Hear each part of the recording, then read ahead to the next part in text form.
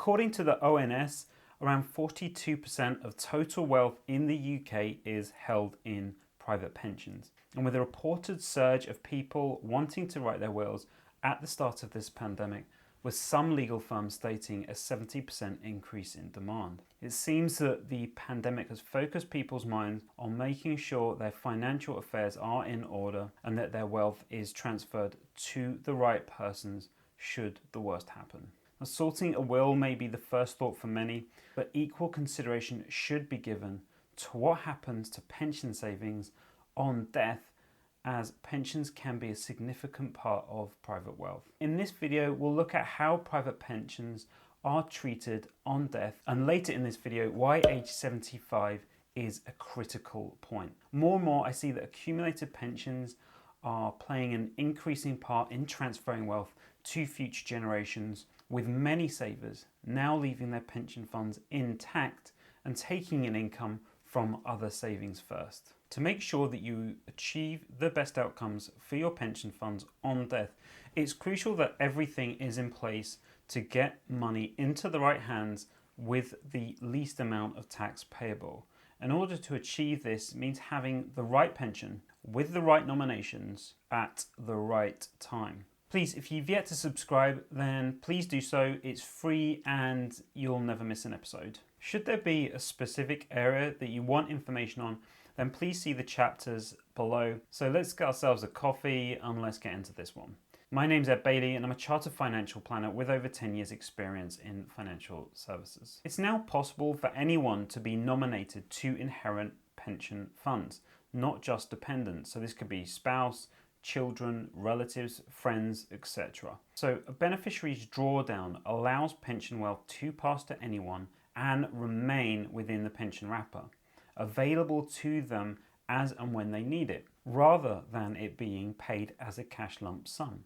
And even more impressively, they don't have to wait until age 55 to access it and can use the funds immediately. Previously, the conventional wisdom was to use the pension to provide an income in retirement and leave other assets and savings to beneficiaries on death. But this has been completely turned on its head, with the pension potentially being the last place that you would look to take an income from or draw down on. And the primary reason for this is that the pensions are held outside the estate and are free from inheritance tax. Therefore, non-pension savings should be used first to provide an income, as this will reduce the amount of savings which may be subject to IHT.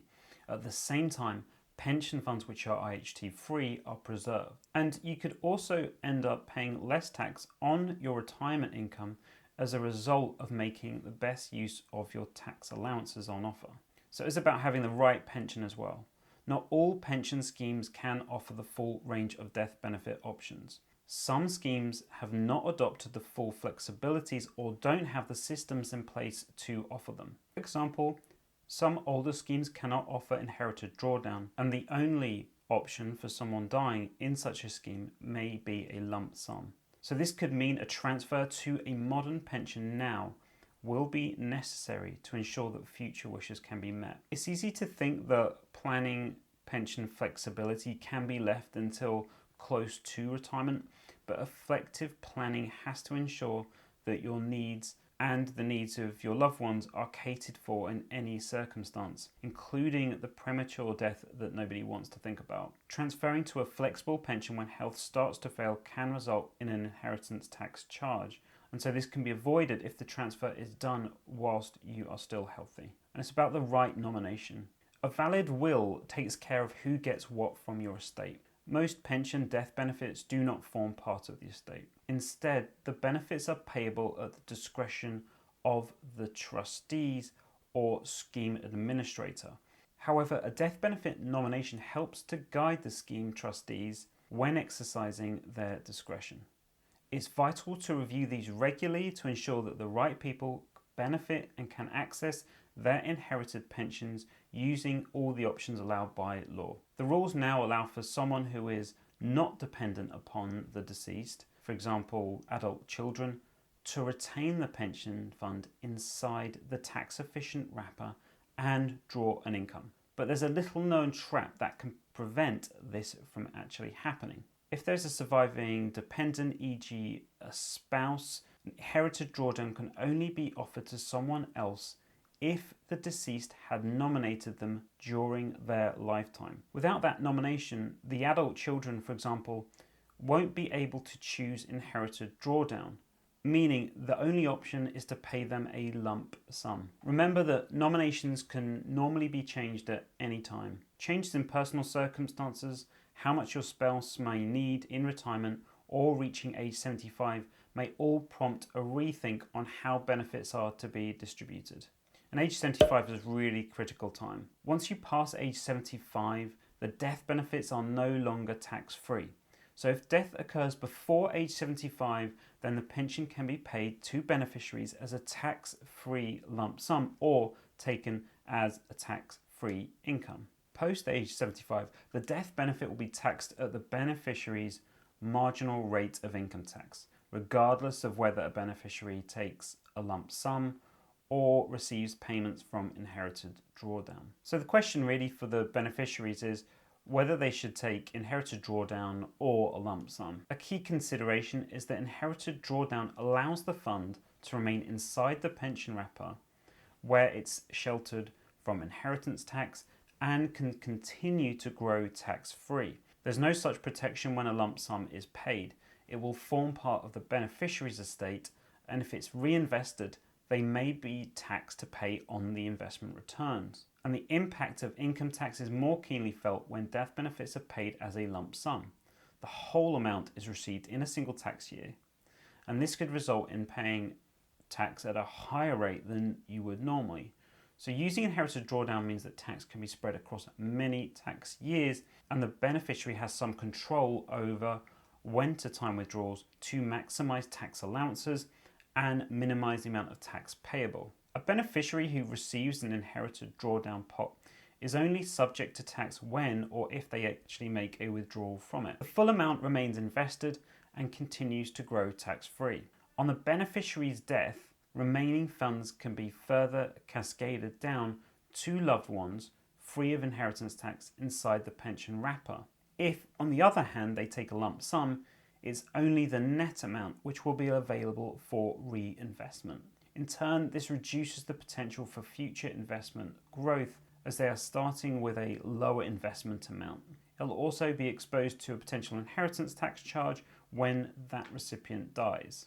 If death occurs before age 75, whoever is nominated to receive the benefits will receive the remaining pension funds tax-free. Nominating someone for inherited drawdown will effectively provide them with an ISA-like pot of money, but with the added bonus that is also outside the estate for inheritance tax. They can also withdraw what they want whenever they need it.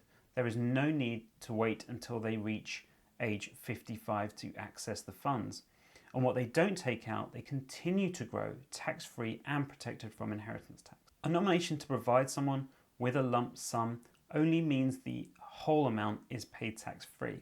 But what if they don't have plans to spend that money immediately? The funds will no longer have the protection of the pension wrapper, and this could mean future investment returns are taxable and the funds are included within your beneficiary's estate. So really, should you leave your pension to your spouse?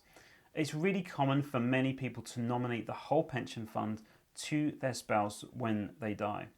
And this ensures that the surviving spouse is provided for during the remainder of their retirement. But there are several issues to consider before choosing this route. Not every spouse will need the whole of the pension fund. If a sustainable retirement income for the survivor can be achieved using a portion of the deceased funds, then they may be comfortable leaving the balance to children or grandchildren on the first death. And where the first spouse dies before age 75, those funds will remain tax-free. But what if the children are from a previous relationship? Or what might happen if their spouse remarries? Passing everything to the spouse also means giving them control over what happens to whatever is left when they die. For people with more complex family situations, where control over who benefits is deemed essential, may want to consider a bypass trust from which the surviving spouse and future generations can benefit from. But lump sum death benefits paid to a trust post age 75 will have 45% tax deducted at source. However, the tax deducted can be used as a credit when the trustees make distributions to a beneficiary. When thinking about wealth transfer planning, it's crucial to check that the death benefits options offered on the existing pensions match your expectations. Action might be needed to be taken before it's too late. It's also important to ensure that when looking at this, it's best done in conjunction with any planning done through your will. If you did find this content useful, then please do subscribe. It makes sure that you'll never miss an episode. And also please do like, as it really helps out the algorithm and helps out the channel. Thank you so much.